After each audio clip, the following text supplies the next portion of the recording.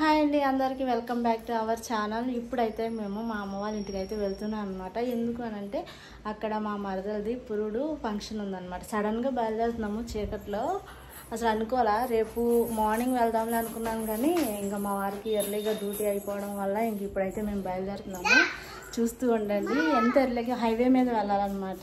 మా ఇంటికి వెళ్ళాలంటే ఒకటి హైవే నుంచి వెళ్ళొచ్చు, ఇంకొకటి వచ్చేసి విలేజెస్ లో నుంచి కూడా వెళ్ళొచ్చు. కానీ ఇంత నైట్ టైం విలేజెస్ అంటే కొంచెం డేంజరస్, ఎందుకంటే ఎవరో ఉండరు. మేము వెళ్లే దారిలో ఎక్కువ పొలాలే ఉంటాయి, అందుకని చెప్పేసి అంత రిస్క్ ఎందుకని మేము హైవే మీద వెళ్తున్నాం. ఈ మధ్య రాజమండ్రిలో ఇలాంటి క్యారవాన్స్ ఎక్కువైపోయాయి, ఎందుకంటే ఈ మధ్య షూటింగ్స్ బాగా జరుగుతున్నాయి. మొన్న ఒక సీరియల్ షూటింగ్ చూసాను, తర్వాత వచ్చేసి రామ్ గారిది ఫిలిం ఒకటి కూడా జరిగింది. ఫైనల్ గా హైవే అయితే ఎక్కేసాము. ఈ హైవే ఎక్కితే చాలు మనం సేఫ్ కి వెళ్ళిపోవచ్చు. హైవే మీద వెళ్తుంటే నాకు ఇది భలే అనిపించింది, చాలా బాగుంది. ఎంత బాగా రెడీ చేశారో.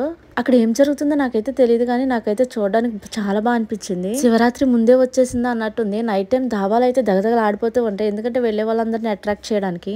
మా ముందు ఇలా మొక్కజొన్నలు వేసుకున్న లారీ వెళ్తుంది. ఏదైనా హెవీ వెహికల్ పక్క నుంచి మేము వెళ్ళామనుకోండి, నా గుండె హార్ట్ బీట్ రేజ్ అయిపోతూ ఉంటది. అందులోనూ లారీలు చూస్తే నాకు చాలా భయం, హెవీ లోడ్ తో వెళ్ళేవన్నీ. ఈ మధ్య గామన్ బ్రిడ్జ్ మీద 2 యాక్సిడెంట్లు అయిన తర్వాత అసలు ఎందుకు అవుతున్నాయో అర్థం కావట్లేదు. ఇంటి దగ్గర 6:30కి స్టార్ట్ అయితే మేము హైవే ఎక్కేలోపు 7:30 అయింది. సిటీ నుంచి బయటకు వచ్చేలోపు ఒక 1 అవర్ పట్టింది. అసలు గాలి అలా వీస్తుందో, చల్ల గాలి చెవుల్లోకి వెళ్ళిపోతే ఇంకేం లేదు.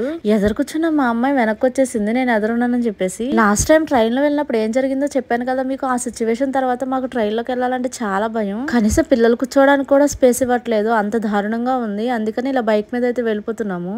నైట్ టైం మొత్తం కూడా హెవీ లోడ్స్ అండ్ లారీస్ ఎక్కువ మనకు అవే కనిపిస్తూ ఉంటాయి. మనకి ఆహారం ఎలాగో మన బండికి పెట్రోల్ అలా కదా, అందుకని చెప్పేసి మా వారు అయితే పెట్రోల్ కొట్టిస్తున్నారు. మా వారు మనిషిని ఎలా ట్రీట్ చేస్తారో బండిని కూడా అలానే ట్రీట్ చేస్తారు, అంటే అంత బాగా చూసుకుంటారు అన్నట్టు బండి కండిషన్. ఫైనల్ గా ఇంటికైతే రీచ్ అయిపోయి వచ్చేలోపు 10 అయింది. మా ఇంటి దగ్గర 1 కాదు 2 కాదు 3 కుక్కలు ఉంటాయి. అవి మమ్మల్ని ఏం చేయవు, కానీ మా పిల్లలు కొద్దిగా భయపడుతూ ఉంటారు. మేము వెళ్ళేలోపు 10 అయినా అందరూ మా పిల్లల కోసం వెయిటింగ్. అంత ఇష్టం పిల్లలంటే. అందులో ఫంక్షన్ కోసం మా పిన్ని వాళ్ళు కూడా వచ్చారు. ఇంకా మా పిన్ని మరీ గారాబం పిల్లలకి. మా అమ్మకైతే 2 పిల్లలంటే ఎంత ఇష్టమో తెలుసు. ఎంత వర్క్ లో ఉన్నా సరే గబగబా వచ్చి పిల్లల్ని తీసుకెళ్తుంది. బండి దిగడమే ఆలస్యం, ఎత్తుకుని వెళ్ళిపోతుంది అనమాట. మా అమ్మ అంత ఇష్టం. అలా చూస్తుంది కాబట్టి మా పిల్లలకు కూడా మా అమ్మ అంటే చాలా ఇష్టం. అమ్మమ్మ అంటే మా అమ్మ ఎప్పుడు వెళ్ళినా ఆ రోజు మేము వెళ్ళిన నైట్ మాత్రం పచ్చడి కంపల్సరీ చేస్తుంది, ఎందుకంటే మా వారికి పచ్చడి అంటే అంత ఇష్టం. ఇంకా ఆ రోజు అయితే పచ్చిమిర్చి పచ్చడి చేసింది. పచ్చిమిర్చి అంటే పచ్చిమిరపకాయలు టమాటా వేస్ట్ చేసింది. మా పిల్లల పాపం వీళ్ళు రుచిన దగ్గర స్టార్ట్ చేశారు ఆకలేస్తుందని.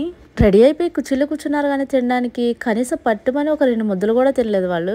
నాకైతే కడుపులో ఏనుగులు ఎలుగులు అన్ని పరిగెట్టేస్తున్నాయి, ఎప్పుడు తినేద్దామని. ఫస్ట్ అయితే మా వారికి వడ్డించేస్తున్నాను. వైట్ రైస్ వేసేసి దాంట్లో పచ్చడి వేస్తున్నాను. మా వారికి నాన్ వెజ్ అంటూ వెజ్ అంటే ఏం అవసరం లే, ఈ ఒక్క చట్నీ ఉంటే సరిపోతుంది. అసలు ఎంత ఇష్టంగా తింటారంటే అంత ఇష్టం. మా అమ్మ అల్లుడి కోసం పచ్చడి చేస్తే కూతురు కోసం రొయ్యల కూర చేసింది. నాకు రొయ్యల కూర ఇష్టమే, కానీ దాంట్లో గోంగూర వేస్తే ఇంకా చాలా ఇష్టం, ఇలా పులుసుగా కంటే. గోంగూర వేస్తే తెలియకుండా తినేస్తాను అనమాట కూర ఎంతైనా. మన ఒకసారి మా మరదలు చేసింది, చాలా బాగుందనమాట. మా అమ్మ చేతి వంట మరదల చేతి వంట సేమ్ ఒకలానే ఉంటుంది. సో మా బిందుకు అయితే మా బుడ్డిదానికి అందరు ఫ్యాన్స్ అనమాట. మా అబ్బాయి తింటాడు, కానీ మా అమ్మాయి తినడానికి బ్రతిమాడుకోవాలి. బండి మీద వెళ్ళడం వల్ల ఏంటో గానీ మాకైతే బాగా చలి పుట్టేసింది. అమ్మ వాళ్ళ ఇంటికి వెళ్తే ఇంక ఇలా ఆరు బయట కూర్చొని తినడమే, అది పగలైనా రాత్రైనా. చెట్లు బోల్డ్ అని ఉంటాయి, ఇంకా పగటి పూట ఆ చెట్ల కింద కూర్చొని తింటూ ఉంటాం. సో ఫైనల్ గా ఇంటికైతే రీచ్ అయిపోయాను. మన వ్లాగ్స్ ఇలాగే చూస్తూ ఉండండి. ఇంకా ముందు మంచి వ్లాగ్స్ పోస్ట్ చేస్తూ ఉంటాను.